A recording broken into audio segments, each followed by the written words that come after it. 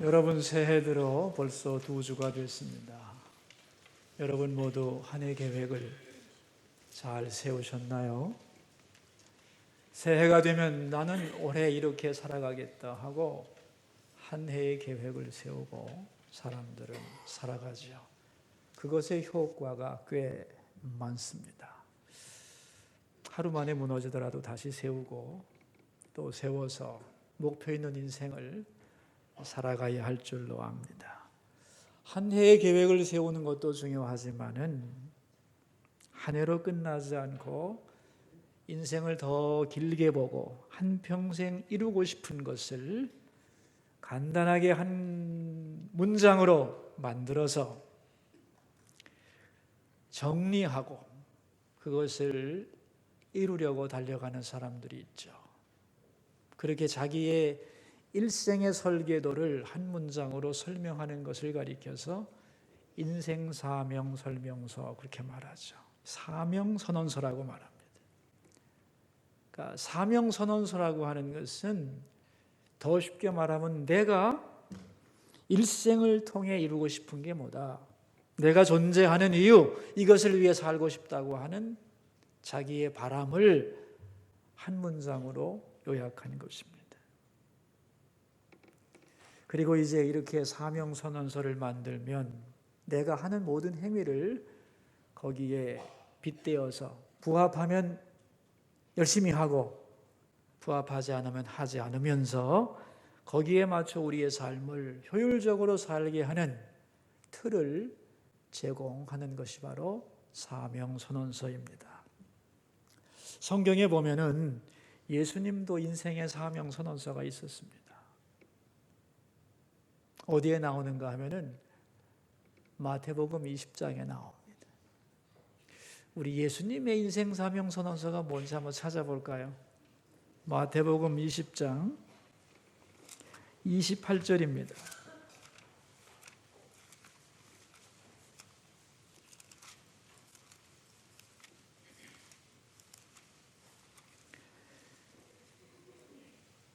마태복음 20장 28절 한 목소리로 우리 읽겠습니다. 인자가 온 것은 섬김을 받으려 함이 아니라 도리어 섬기려 하고 자기 목숨을 많은 사람의 대속물로 주려 함이니라. 내가 온 이유, 이 땅에 온 이유, 섬김을 받으려 하는 게 아니라 섬기려 하고 많은 사람을 위해 내 몸을 내어주려고 온 거다. 예수님의 인생의 목적을 한 문장으로 압축하고 있습니다. 여러분이 잘 아시는 유명한 자동차 회사 포드, 그 포드가 가지고 있었던 인생 사명 선언서는 모든 사람에게 자동차 한 대를, 그걸 위해 나는 살아가겠다. 그것이 그의 사명 선언서였습니다. 우리가 잘 아는 빌 게이츠도 젊은 시절에는 책상마다 컴퓨터 한 대를, 이걸 그의 인생의 사명으로 걸었죠. 그리고 그것을 실현하기 위해서 몸부림친 결과 엄청난 열매를 거두어 냈습니다. 개인만이 아니라 공동체도 사명선언서를 가지게 되면 거기 속한 모든 멤버들이 한 마음을 가지고 효율적으로 뜻을 같이 하여 무언가를 할 수 있는 힘이 생겨나게 되는 거죠.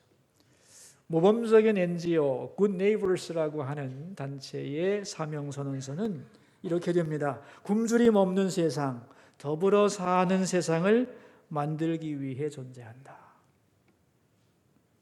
우리가 잘 아는 구글이라고 하는 회사의 사명선언서는 세상의 정보를 누구나 쉽게 사용하고 접근할 수 있게 해준다.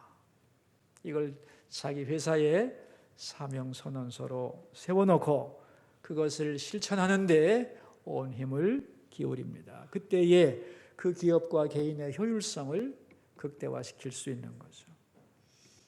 저는 개인적으로 제 사명선언서를 가지고 있습니다만은 이 사명선언서가 교회하고는 별 상관이 없다.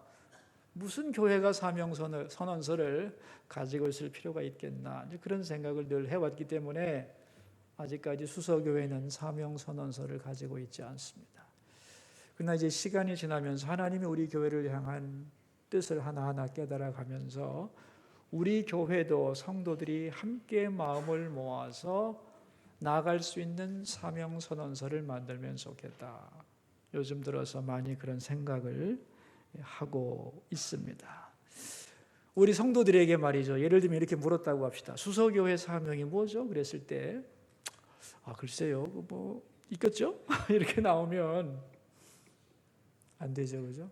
그거보다는 우리 수서교회는 우리 성도들은 이런 사명 선언서를 가지고 있습니다라고 말할 수 있다면 우리의 마음과 그리고 뜻이 하나로 모아져서 훨씬 더 효율적인 공동체가 될 수 있을 거다. 그렇게 생각을 합니다.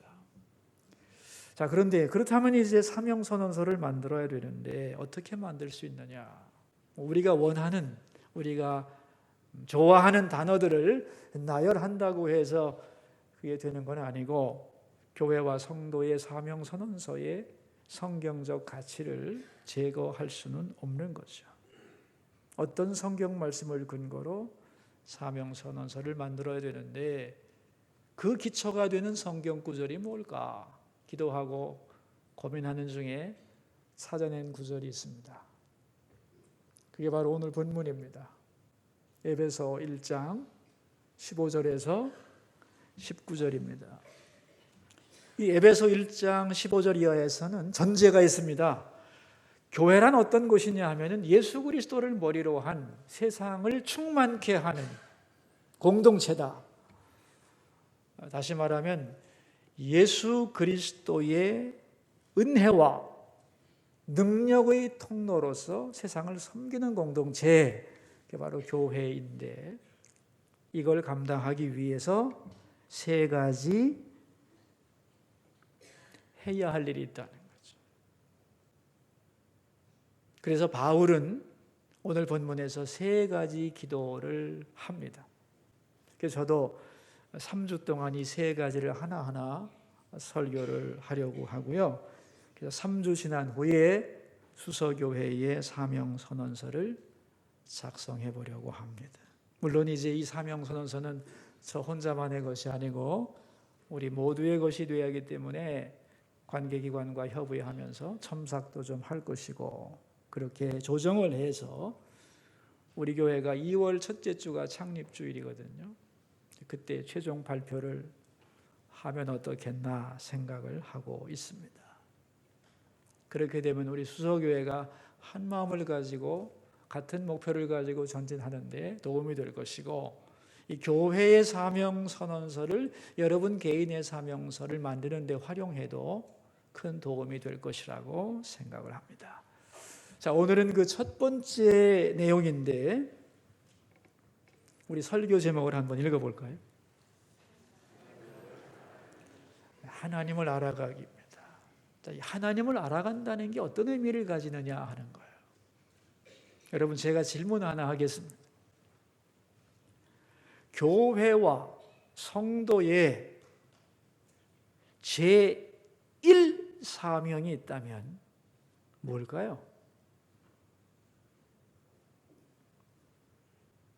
더 쉽게 말해보죠. 예수님이 성도들과 교회에 원하시는 가장 큰 소원이 뭘까요? 힌트는 제가 다 드리고 시작을 하죠. 예를 들면 개인적으로 말하자면 하나님이 나를 놓고 나에게 가장 원하시는 첫 번째 소원이 뭘까요?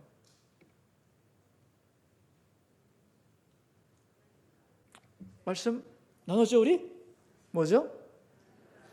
하나님을 아는 거예요. 여러분 부부가 함께 가정생활을 하는데 남편이 아내에게 가장 원하는 것은 또 아내가 남편에게 가장 원하는 것은 뭘까요? 나를, 내 마음을 알아달라는 거죠. 그걸 이해해달라는. 그리고 그것을 충분히 알아줄 때 가정 생활은 달라지게 되어 있죠.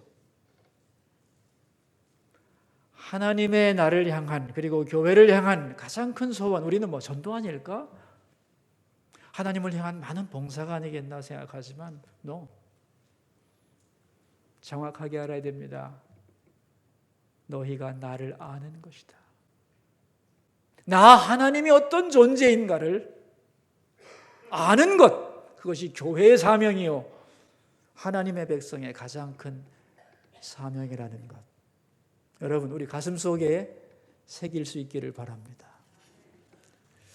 얼마 전에 그 선교사님들하고 만나가지고 이런저런 대화를 하다가 이런 토론이 벌어졌어요. 세상에서 가장 고민 많은 나라 사람들이 어느 나라 사람들일까? 그리고 그 이유는 뭘까? 그리고 해결책은 뭘까? 이런 토론을 했는데 답부터 얘기하자면 일본 사람입니다.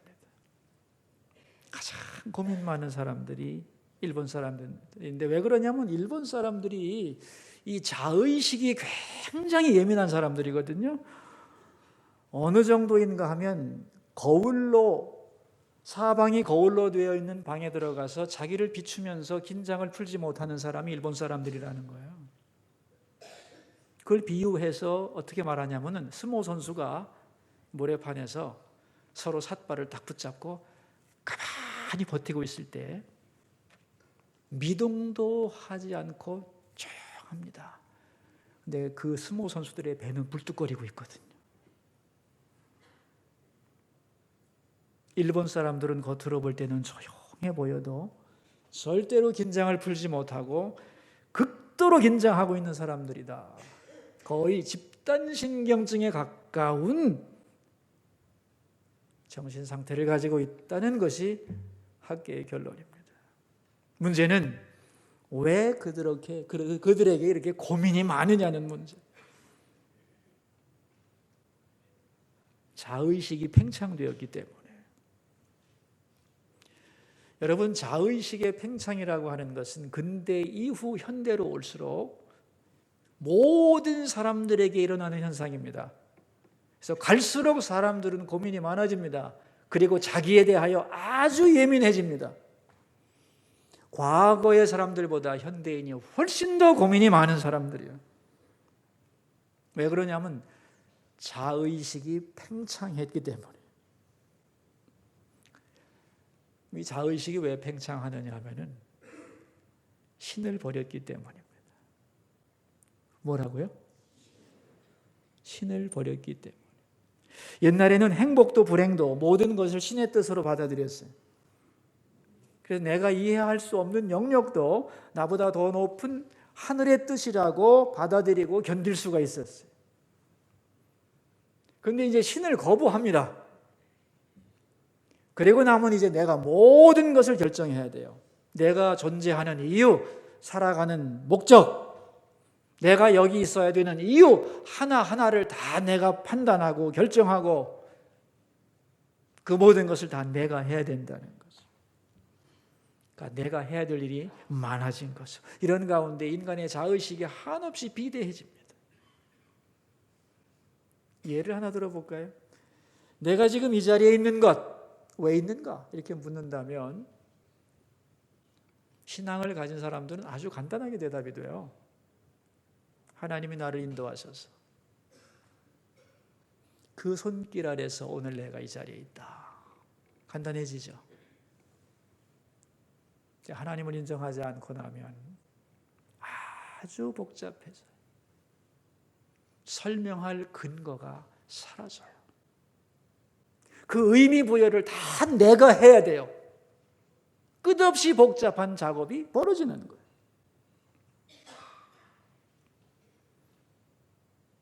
그래서 신을 버리면 자의식이 예민해지고 팽창하게 돼 있어요. 그 결과 고민이 많아지게 돼 있어요. 여러분, 옛날에는 인간 존재의 근거가 뭐냐면 크게 세 가지입니다. 첫째가 신이고, 둘째가 자연입니다. 대자연. 셋째가 과학입니다. 그 외에도 가족관계 이런 것들이 개인의 삶을 지탱하는 힘이지만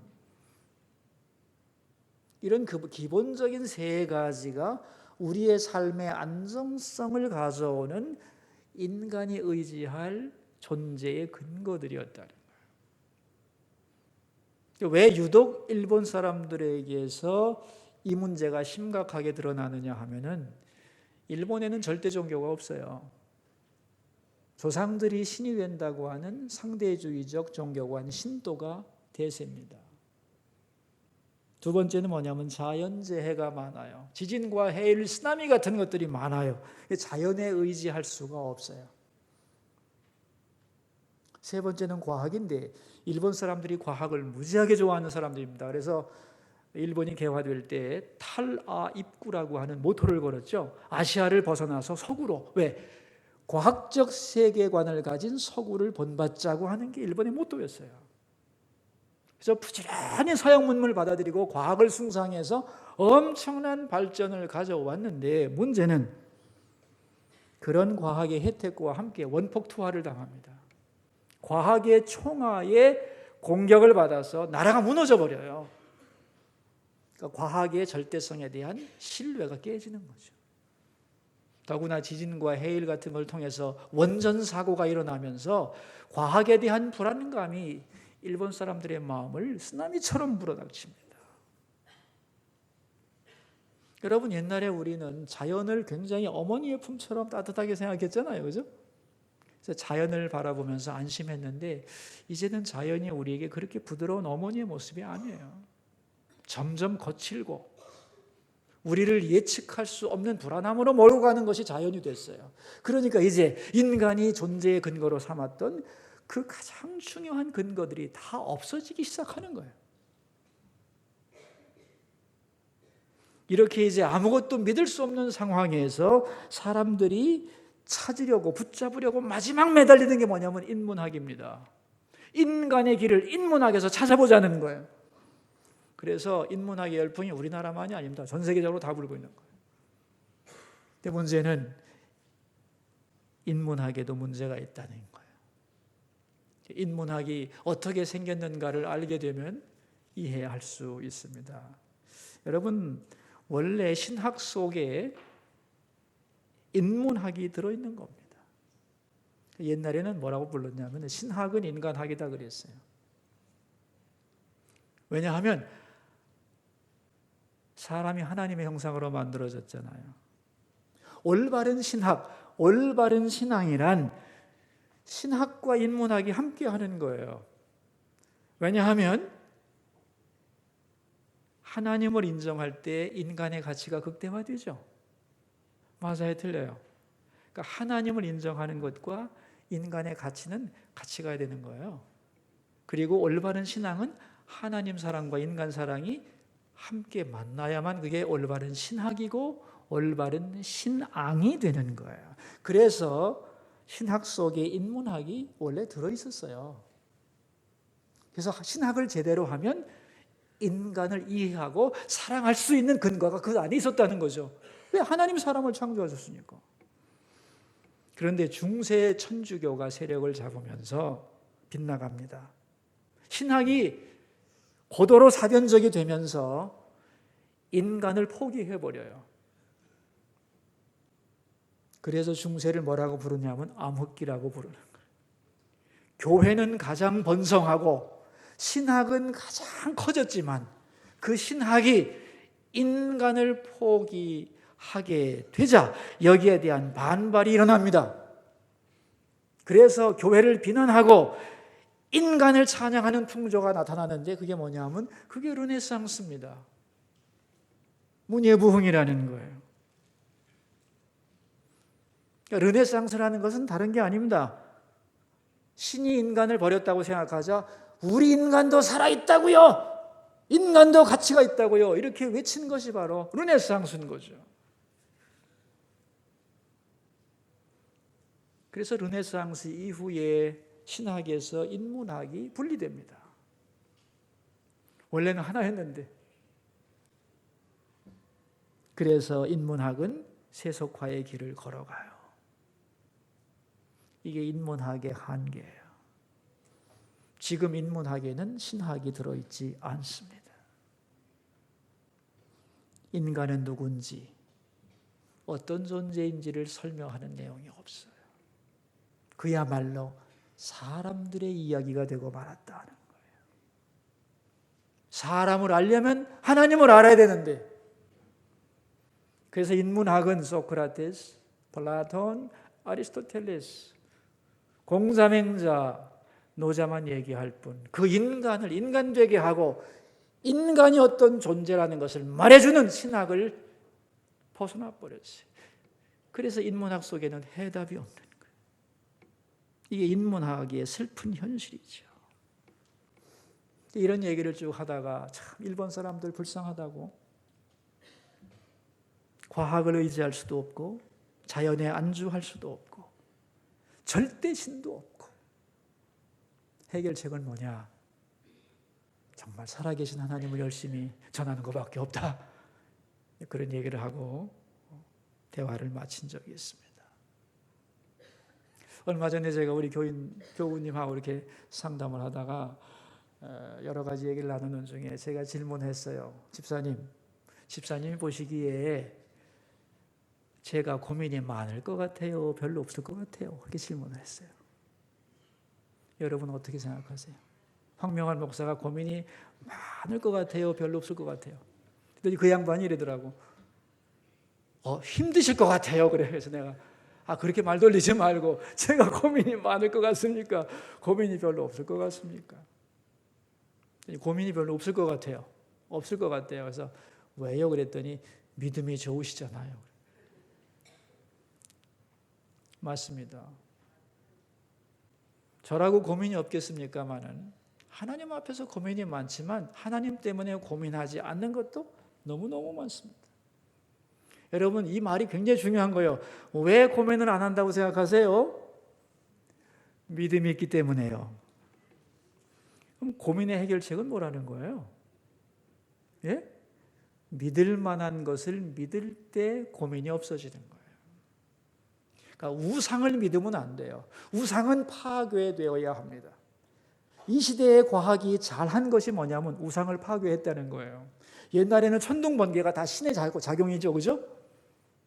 그렇잖아요. 신이 그렇게 했다고 생각했지만 과학의 원리를 알고 해석해 보니까 그건 자연현상이지 신이 아니잖아요, 그죠? 그러니까 잘못된 신을 깨뜨린 것은 과학의 업적입니다. 근데 과학의 문제는 뭐냐면 참된 하나님을 거부한다는 것이에요. 참 하나님을 인정하고 믿고 사랑하는 것, 그것만이 인간이 안심할 수 있고 고민하지 않고 의미 있게 살아갈 수 있는 유일한 대안이 되는 것이죠. 칼빈은 그래서 기독교 강요라고 하는 중요한 신학서적에서 1장 1절에 이런 말을 했습니다. 하나님을 알지 못하고는 인간을 알 수 없다. 인간을 알지 못하고는 하나님을 알 수 없다. 인간에 대한 지식과 하나님에 대한 지식은 불가분리의 관계라고 설명을 했습니다. 오늘 우리가 읽은 본문의 말씀은 사도 바울이 에베소 교회와 그 성도들을 향한 세 개의 기도 제목 중에서 맨 첫 번째 기도 제목입니다. 17절인데요. 우리 함께 읽겠습니다. 에베소서 1장 17절입니다. 우리 주 예수 그리스도의 하나님 영광의 아버지께서 지혜와 계시의 영을 너희에게 주사 하나님을 알게 하시고, 지혜와 계시의 정신, 프뇨마, 영을 달라 그런 얘기인데, 그래서 하나님을 알게 해달라고 했는데 왜 이것이 첫 번째 기도 제목이냐는 거지. 우리 인간에게 있어서 가장 근본적인 질문이 뭐냐 하면 나는 누구냐는 문제예요. 그 나는 누구냐라는 문제가 하나님을 알게 될 때 대답이 되어지는 문제예요. 우리 존재의 근거가 하나님이고 축복의 근원이 하나님이세요. 근데 우리가 그걸 그분을 모른다면 우리는 존재의 근거도 알 수 없고 복받을 길도 알지 못할. 그래서 인간에게 있어서 가장 중요하고 시급한 것이 뭐냐? 성경은 말씀합니다. 하나님을 아는 것이다.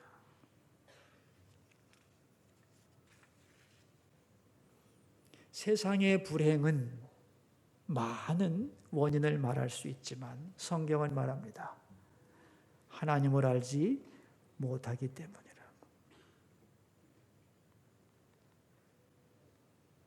하나님이 우리에게 가장 원하는 것, 가장 우리에게 시급하다고 생각하는 것, 우리를 향한 하나님의 가장 큰 소원은 하나님을 아는 것이에요. 하나님이 우리가 얼마나 하나님을 알기를 바라는가에 대한 말씀을 신구약 성경에서 수없이 하시는데 오늘 두 구절을 찾을 거예요. 구약에서 한 구절, 신약에서 한 구절입니다. 먼저 구약에서 호세아 6장 6절을 찾도록 하겠습니다. 구약 성경 호세아서 에스겔, 다니엘, 호세아, 요엘 이렇게 나갑니다. 호세아 6장 6절, 제가 가진 성경으로는 1261면입니다.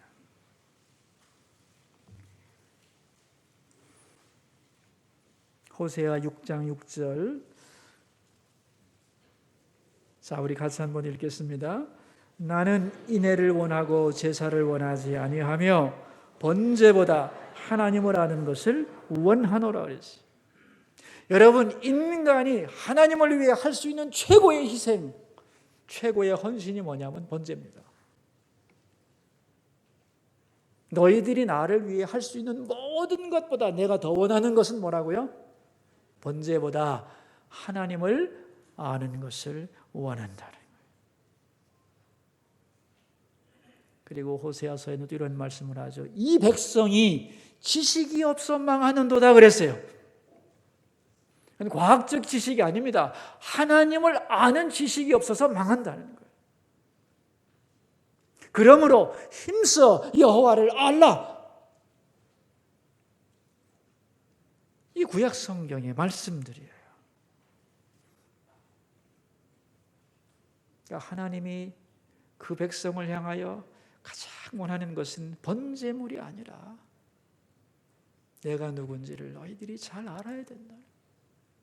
그게 나의 소원이고 거기에 너희들의 생명이 있고 축복의 길이 있고 인간답게 사는 길이 있고 내가 누군지 알게 되는 방법이 거기 있기에 나는 너희들에게 가장 원하는 것은 너희가 나를 아는 거다. 그래서 하나님을 아는 것은 인간의 최고의 사명이며 과제가 되는 것이죠. 자, 우리 신약 성경 요한복음 17장 말씀을 찾겠어요. 요한복음 17장 3절입니다.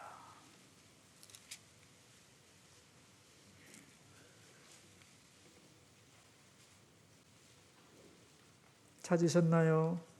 같이 읽습니다. 영생은 곧 유일하신 참 하나님과 그가 보내신 자 예수 그리스도를 아는 것입니다. 영생을 얻는 방법이 뭐냐? 하나님 아는 거다. 예수님을 아는 거다. 하나님을 모르기 때문에 망하는 거다. 하나님을 알아야 영생을 얻고 축복의 길을 걸어갈 수 있다. 그래서 여러분, 우리의 기도의 첫 번째 제목이 뭔가? 오늘 본문은 대답해 주고 있어요. 여러분의 첫 번째 기도 제목이 뭐죠? 정말이죠? 네, 그럼 되는 거예요. 나의 첫 번째 기도 제목은 하나님을 아는 것입니다. 그런데 이게 내 힘으로 되지를 않아요. 자기 능력과 지식으로 하나님을 알 수 있다면 얼마나 좋겠어요. 지혜와 계시의 영이 임해야만 가능해요. 여러분, 우리는 어느 정도 하나님 알고 있죠, 그죠? 하나님을 알고 있으니까 여기 왔죠. 그러나 거기서 끝나서는 안 되는 거예요. 더 깊이, 더 높게, 더 넓게 하나님을 자꾸 알아가야 하는 것이에요. 그게 하나님이 우리를 향하여 바라는 가장 큰 소원이라는 거예요. 왜? 우리가 하나님의 형상을 가졌기에 하나님을 알수록 우리는 창조에 부합한 인간다운 삶을 살아갈 수 있는 것이지요. 그래서 우리 기도의 1번 바로 하나님을 알게 하소서.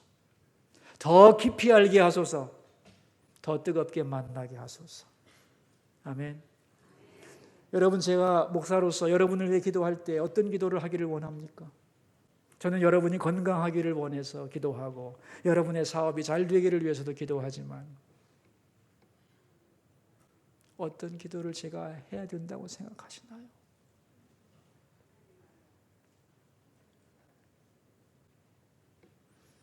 김 집사님이, 박 권사님이 하나님을 알게 되기를 원합니다. 이게 목사의 기도 내용 아니겠어요? 역경을 통해서도 하나님을 알고 형통함을 통해서도 하나님을 알고 더 깊이 만나고 그래서 하나님과 사귐이 깊어지는 그런 사람이 되도록 그런 기도하지 않는다면 제가 목사겠어요? 그럼 이제 여러분에게 묻습니다. 여러분은 자녀를 위해 무슨 기도를 가장 먼저 해야 되나요? 여러분이 사랑하는 사람을 위해서 해야 할 기도의 넘버원이 뭔가요? 시험에 합격하고 건강하게 잘 살고 오케이, 다 좋습니다. 그러나 정말로 우리가 크리스찬이라면, 하나님을 아는 백성이라면 반드시 기도해야 되죠. 내 자녀가 하나님을 알아가기를 원합니다. 주님을 깊이 만나기를 원합니다. 그 삶의 현장에서 하나님을 더 깊이 아는 은혜를 누리기를 원합니다. 이게 당연한 기도 아니겠습니까, 여러분?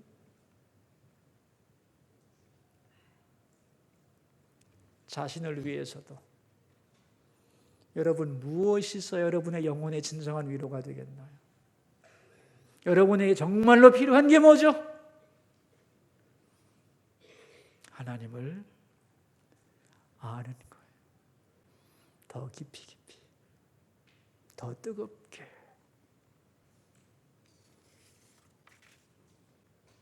그래서 사도 바울은 첫 번째 기도 제목이 뭐였냐면 하나님을 알게 하소서.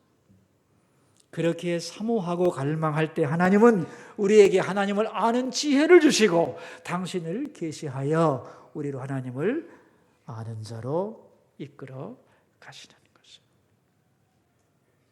하나님을 아는 방법이 여러 가지가 있습니다. 예배를 통하여 알게 되고 기도를 통하여 알게 되고 말씀을 읽으면서 알게 되고, 그래서 우리가 이제 새해부터 새벽 예배 6시 반으로 옮기면서 성경을 그죠? 통독하기 시작했잖아요. 제가 성경 읽으면서 아침에 이렇게 읽는 소리를 들으면서 기도를 하고 있는 게 뭐냐면은 처음이라 어색할 겁니다.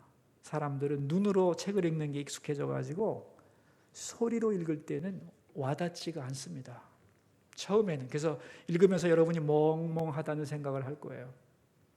근데 그 고비가 지나면 정확하게 귀에 들려오게 돼 있어요. 그러니까 눈으로 읽는 것보다 소리를 내서 읽으면 눈으로도 읽고 입으로도 읽고 귀로도 읽게 돼 있어요. 그래서 다다다닥 그 음성이, 그 말씀이 내 가슴에 박히게 돼 있어요. 아직은 그렇지 못할 거예요. 그 고비를 제가 빨리 넘도록 저는 뒤에서 이렇게 기도하면서 함께 읽고 있습니다. 꾹 참고 열심히 읽으세요. 하나님의 말씀이 여러분의 영혼에 새겨질 줄로 믿습니다. 여러분, 나의 첫 목소리로 하나님의 말씀을 읽는다는 게 얼마나 영광스러운지, 하나님 얼마나 기뻐하실지 상상해 보셨죠? 읽다 보면 목소리도 튀고 귀도 열릴 줄로 믿습니다. 우리 인생에 사명이 많을 것 같죠? 그러나 가장 우선되는 사명,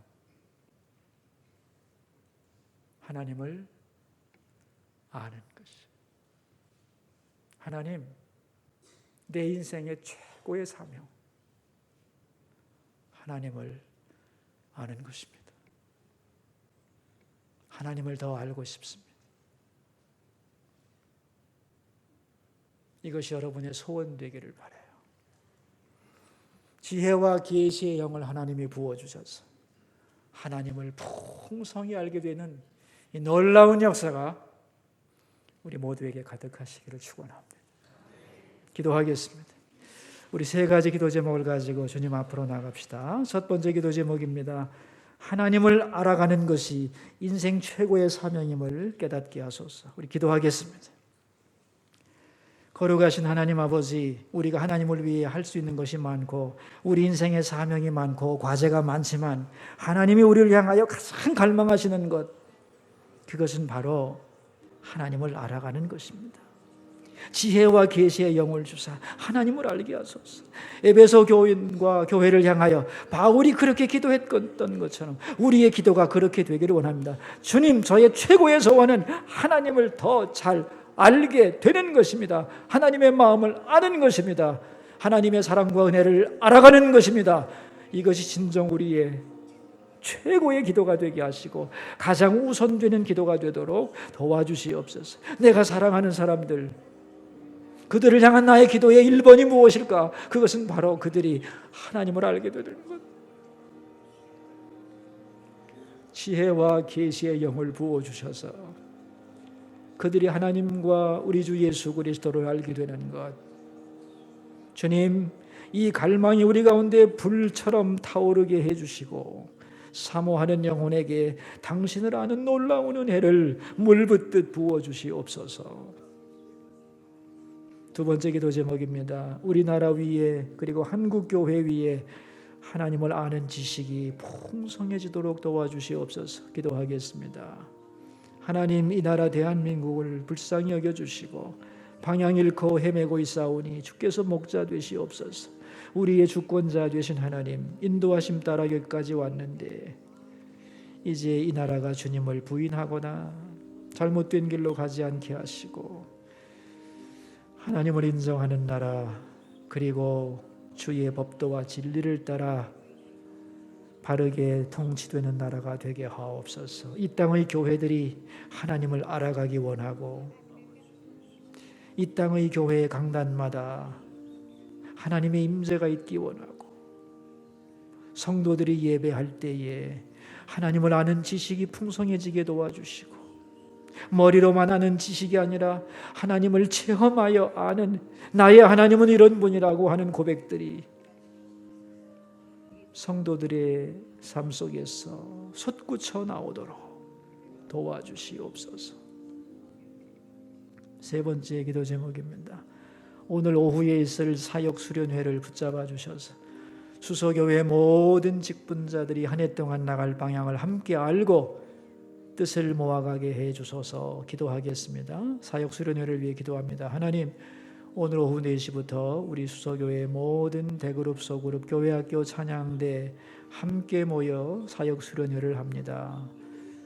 나와 서로의 사역을 함께 이해하면서 서로 한 마음이 되어 주님을 섬겨가는 계기가 될 수 있도록 우리를 붙잡아 주시기를 간구합니다. 수서교회를 향한 하나님의 소원이 이루어지게 하시고 수서교회의 올바른 사명선언서와 함께 그것을 중심으로 성도들이 하나로 모여 주님을 영화롭게 하고 그 나라 확장해가는 능력 있는 교회 되게 도와주옵소서. 거룩하신 아버지, 우리를 향한 하나님의 최고의 소원, 더 나아가 우리의 인생의 최고의 사명, 그것은 바로 하나님을 더 알아가는 것. 오늘 배웠습니다. 우리에게 바울의 기도가 우리의 기도가 되도록 하나님, 나에게 지혜와 계시의 영을 부어주셔서 하나님을 알게 해주소서. 그 기도가 우리의 가슴, 영혼 깊은 곳에서부터 솟구쳐 오르도록 나와 내 사랑하는 사람이 정말로 하나님을 알게 되기를 눈물로 간구하고 목말라 하는 성도들이 되도록 역사하옵소서. 우리 인간은 관계적인 존재입니다. 서로를 알 때 행복해지고 우리의 존재의 근원이며 축복의 근원이신 하나님을 알 때 내가 누군지 어떻게 살아가는지를 알게 됩니다. 주님, 그러므로 하나님을 아는 것 우리의 최고 사명임을 깨닫게 하시고 우리로 날마다 하나님을 더 알아가는 행복 속에 살아가게 해주옵소서. 존귀하신 예수님 이름으로 기도하옵나이다. 여러분 이 시간에는 세교 환영이 있겠습니다.